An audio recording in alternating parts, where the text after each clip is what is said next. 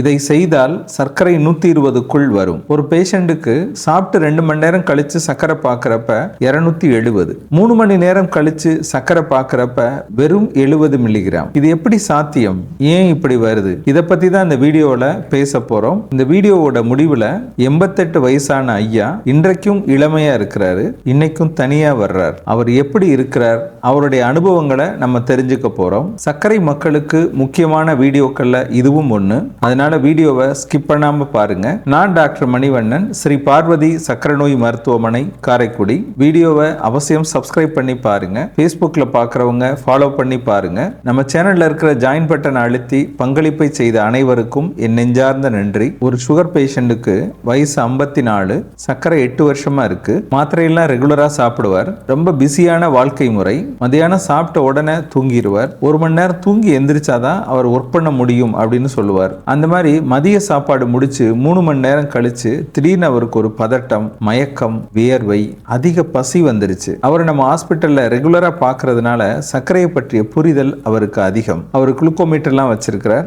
அந்த மிஷின் எடுத்து சுகர் பார்க்கிறார். சர்க்கரையோட அளவு வெறும் 70 மில்லிகிராம் தான் இருந்தது. நம்ம மருத்துவமனையில தொடர் புரிதலை உருவாக்குறதுனால அவர் உடனே கொஞ்சம் சுகர் எடுத்து போட்டுக்கிட்டார். படபடப்பு சரியாயிருச்சு. 2 நாள் கழிச்சு மறுபடியும் அதே மாதிரி நடந்துருச்சு. சர்க்கரையோட அளவு 74, படபடப்பு, மயக்கம். அப்புறம் 2 நாள் கழிச்சு சாப்பிட்டு 2 மணி நேரம் கழிச்சு அவருடைய சர்க்கரையோட அளவை பார்க்கிறார். 270 அதிகமா இருந்திருக்கு. மறுபடியும் 1 மணி நேரம் கழிச்சு பார்க்கிறார், 76 இருந்துச்சு. அப்பவும் அவருக்கு படபடப்பு, மயக்கம் வந்துருச்சு. இதுக்கு பேரு ரியாக்டிவ் ஹைப்போகிளைசிமியா, அதாவது தாழ்நிலை சர்க்கரையில் இது ஒரு வகை. இதை பற்றி விரிவா என்னுடைய 35 வருஷ அனுபவத்தை தொகுத்து நோய்களின் தாய் அப்படின்ற பேர்ல ஒரு புத்தகம் எழுதியிருக்கிறேன். இந்த புத்தகம் உங்களுக்கு வேணும்னா இந்த டிஸ்பிளேல தெரிகிற நம்பருக்கு ஃபோன் பண்ணியோ அல்லது அந்த நம்பருக்கு வாட்ஸ்அப்ல புக் வேணும் அப்படின்னு ஒரு மெசேஜ் போட்டோ கொரியர் மூலம் இந்த புத்தகத்தை பெற்றுக்கொள்ளலாம். இந்த ரியாக்டிவ் ஹைப்போகிளைசிமியா ஏன் நடக்குது அப்படின்னா, ஒரு சில சர்க்கரை மக்களுக்கு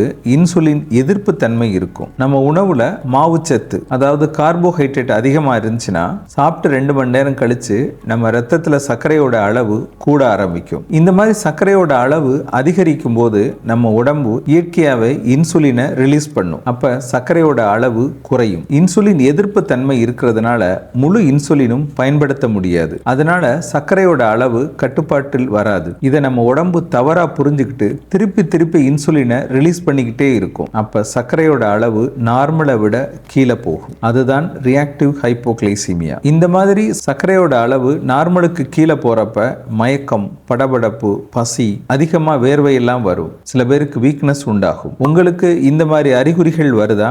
உங்க சர்க்கரையோட அளவு என்ன அப்படின்னு கமெண்ட்ல சொல்லுங்க. இந்த மாதிரி வந்துருச்சுன்னா நம்ம சோறை நிப்பாட்டணுமா இல்ல சோறை கூட சாப்பிடணுமா அப்படின்ற சந்தேகம் சில பேருக்கு வரலாம். அரிசி சர்க்கரையை கூட்டும், அதுல சந்தேகமே இல்லை. நம்ம சாப்பிடுற முறைகள்ல நீங்க மாற்றம் பண்ணுங்க. ஒரு பிளேட்ல பாதி அளவுக்கு காய்கறிகள், ஒரு 1/4 பிளேட் சாதம், ஒரு 1/4 பிளேட் பயறு அல்லது அசைவ உணவுகள். இந்த மாதிரி உணவு முறையை நீங்க மாத்தி அமைச்சுக்கிட்டீங்கன்னா உங்களுடைய சர்க்கரையோட அளவு கூடாது. உணவு செரிமானம் ஆகிறதுக்கு கொஞ்சம் டைம் எடுக்கும். அதனால அடிக்கடி தாழ்நிலை சர்க்கரை வராது, மயக்கம் வராது. அடுத்து என்ன செய்யணும்னா, சாப்பிட்ட உடனே படுத்துறாதீங்க. ஒவ்வொரு உணவுக்கு பின், அதாவது காலை உணவுக்கு பின், மதியம் உணவுக்கு பின், இரவு உணவுக்கு பின் ஒரு 10 நிமிஷம் நடங்க. அந்த மாதிரி நடக்கிறப்ப நம்ம உடம்புல இருக்க சதைகளுக்கு சர்க்கரை தேவைப்படும். அந்த சர்க்கரையை நம்ம ரத்தத்திலிருந்து எடுத்துக்கிறோம். அதனால ரத்தத்தில் உள்ள சர்க்கரையோட அளவு குறையும். உங்களுடைய செரிமானமும் நல்லா இருக்கும். ஒவ்வொரு உணவுக்கு பின் ஒரு 10 நிமிஷம் நீங்க நடந்தாலே போதும், சர்க்கரையோட அளவு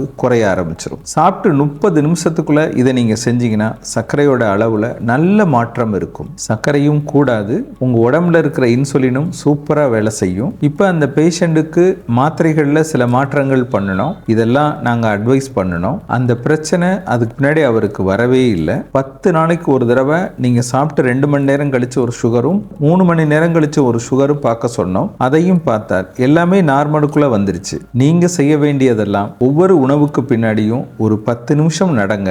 நாங்க சொன்னபடி உணவு கட்டுப்பாட்டை ஃபாலோ பண்ணுங்க. மாத்திரை தினசரி சாப்பிடுங்க. 3 மாதத்திற்கு ஒரு முறை HbA1c பார்த்துட்டு உங்க டாக்டரை பாருங்க. வெளியில போய் நடக்க முடியல அப்படின்னாலும் உங்க வீட்டுக்குள்ளேயே நடக்கலாம். எந்த நிலையிலும் உங்கள் மருந்தை நிறுத்தக்கூடாது.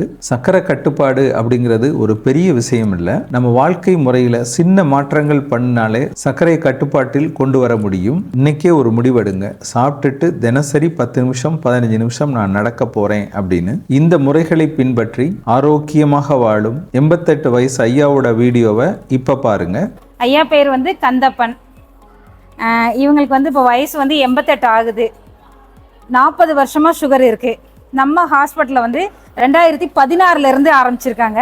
இப்போ 2020 வரைக்கும் பார்த்துட்ருக்காங்க. இதில் என்ன பெரிய விஷயம் அப்படின்னா, ஐயாவுக்கு நாங்கள் வந்து இத்தனாம் தேதி டாக்டரை பார்க்கணும் அப்படின்னு ஒரு தேதி எழுதி கொடுத்தோன்னா அந்த தேதிக்கு கரெக்டாக வந்துடுவாங்க. நாளே அப்பாயின்மெண்ட் வாங்கிடுவாங்க. அவங்களுடைய சர்க்கரையை வந்து நல்ல கண்ட்ரோலில் வச்சுருப்பாங்க.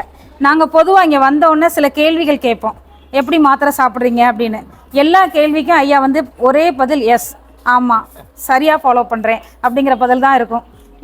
அந்த ஃபாலோ பண்ண முறையினால தான் ஐயா 88 வயசை கடந்து இளமையாக சர்க்கரையை எதிர்கொண்டுட்டு இருக்காங்க.